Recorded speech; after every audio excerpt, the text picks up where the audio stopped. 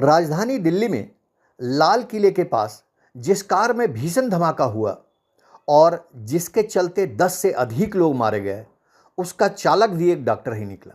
नाम है उमर मोहम्मद। उस विस्फोट से लैस कार के साथ या तो उसने खुद को उड़ा लिया या फिर किसी गफलत में धमाका कर बैठा।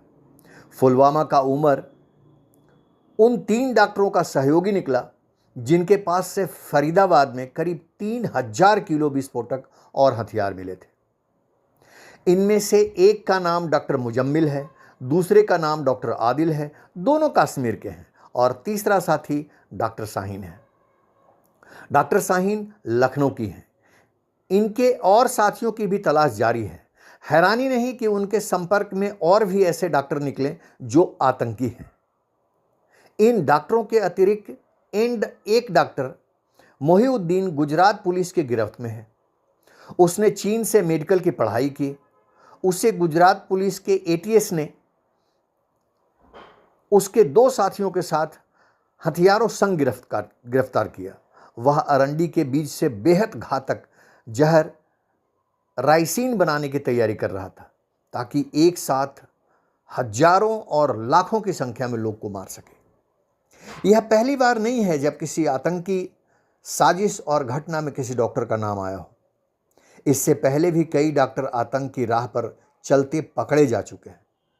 हाल के समय में इनमें सबसे चौंकाने वाला नाम पुणे का डॉक्टर अदनान अली सरकार का था। उसने एनआईए में 2023 को गिरफ्तार किया था। एनआईए ने 2023 को गिरफ्तार किया था। वह शहर का प्रतिष्ठित डॉक्टर था, लेकिन खूंखार आतंकी समूह आईएस में के लिए काम कर रहा था। बीते वर्षों में डॉक्टरों के अलावा कई ऐसे आतंकी गिरफ्तार किए गए हैं जो इंजीनियर हैं पेशे से। इनमें से एक बेंगलुरु में बहुराष्ट्रीय कंपनी में काम कर रहा था और सामी विटनेस नाम से ऑनलाइन सक्रिय रहकर मुस्लिम युवाओं को आईएस में भर्ती के लिए प्रेरित कर रहा था और उन्हें सीरिया भेजने में मदद कर रहा था। डॉक्टरों और इंजीनियरों के अलावा अन्य तमाम उच्च शिक्षित मुस्लिम युवा आतंकी के रूप में पकड़े जा चुके हैं। कुछ इसलिए नहीं पकड़े जा सके क्योंकि वे पुलिस के हत्थे चढ़ने से पहले ही आईएस या अल-कायदा का हाथ बटाने सीरिया और अफगानिस्तान पहुंच गए। ऐसे पढ़े लिखे युवकों की गिनती करना कठिन है जो आतंकी बन गए हैं। यह धारणा नितांत मिथ्या सिद्ध हो चुकी है कि अशिक्षित अथवा गरीब ही मजहबी उन्माद से ग्रस्त होकर या फिर किसी प्रताड़ना के चलते आतंकी बनते हैं, जो अक्सर फिल्मों में दिखाया जाता है। वो बिल्कुल सत्य नहीं है। पिछले 2-3 दशकों में देश और दुनिया में न जाने कितने ऐसे मुस्लिम युवक ने आतंकी बनना पसंद किया जो उच्च शिक्षित थे। दुनिया भर के ऐसे युवाओं का सबसे अधिक आकर्षित किया आईएस ने। भारत में केरल से लेकर कश्मीर तक में अनेक पढ़े लिखे मुस्लिम युवा आतंकी बन चुके हैं। पहले उनके बारे में ऐसी खबरें आती थी कि किसी जिहादी मौलवी मौलाना के संपर्क में आए और आतंकी बन गए। फिर ऐसी खबरें आने लगी कि वे इंटरनेट पर जिहादी सामग्री देखकर आतंकी बन गए। कुछ तो मजहबी उन्माद से इतना अधिक भर गए कि उन्होंने गजवाए हिंद या ऐसे ही किसी नाम से खुद को आतंकी गुट बना लिया। क्या यह किसी से छिपा है कि ऐसे नामों की प्रेरणा मजहबी मान्यताओं से ही मिलती है? मेडिकल या इंजीनियरिंग की पढ़ाई करते हुए आतंकी बनना पसंद करने वालों के बारे में यह नहीं कहा जा सकता कि वे प्रताड़ित थे या फिर आर्थिक तंगी से जूझ रहे थे।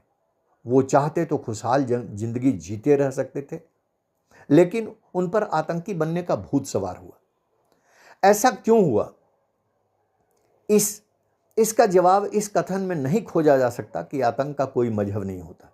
इस कथन को लेकर सदैव विवाद होते रहते हैं, लेकिन इसमें कोई विवाद नहीं कि मजहब की आड़ लेकर या फिर उसके सहारे ही आतंक के रास्ते चल पड़ते हैं। दुनिया भर के जिहादी गुट मजहबी मान्यताओं से ही लैस है। इन्हीं के सहारे वे अपनी जिहादी हरकतों को सही ठहराते हैं। उनके खिलाफ समय समय पर फतवे जारी होते रहते हैं। लेकिन अब डॉक्टर इंजीनियरों के भी आतंकी बनने से यह सिद्ध हो जाता है कि वे प्रभावी साबित नहीं हो रहे हैं। जिहादी आतंक एक विचारधारा की उपज है। इस खतरनाक विचारधारा से अकेले पुलिस, खुफिया एजेंसी और सरकारें नहीं निपट सकती। उससे निपटना सरकारों के साथ समाज की जिम्मेदारी बहुत बढ़ जाती है।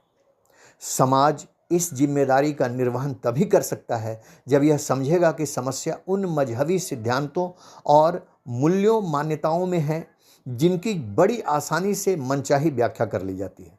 जिहादी आतंक से निपटने के लिए यह भी आवश्यक है कि सस्ती और संकीर्ण राजनीति न हो। दिल्ली में धमाका होते ही बिहार में मतदान के दूसरे चरण का उल्लेख करके चटकारे लेकर यह कहा जाना, पता करो कि कहीं चुनाव है क्या।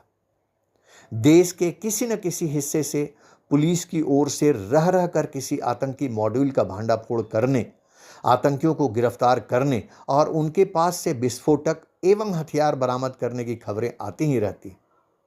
इसका मतलब यह नहीं कि आतंकी खतरा कम हो रहा है। सच तो यह है कि यह दिन प्रतिदिन बढ़ता जा रहा है, क्योंकि अब सम्मानित पेशे के लोग भी आतंकी बनना पसंद कर रहे हैं। मित्रों, यह इंस्पायरिंग शरण के सभी दर्शकों के लिए इस अनुरोध के साथ प्रेरित है कि समाज में जागरूकता बढ़ाने की जरूरत है। एक जागरूक समाज ही अपनी रक्षा कर सकता है। वो पुलिस के और संबंधित तंत्रों को समय पर सूचित करके अपना बहुत बड़ा योगदान दे सकता है। मुझे आशा ही नहीं, पूर्ण विश्वास है आपको मेरा ये प्रयास पसंद आया होगा। Thank you very much for watching inspiring Sharan. Keep watching for such informative videos. Thank you.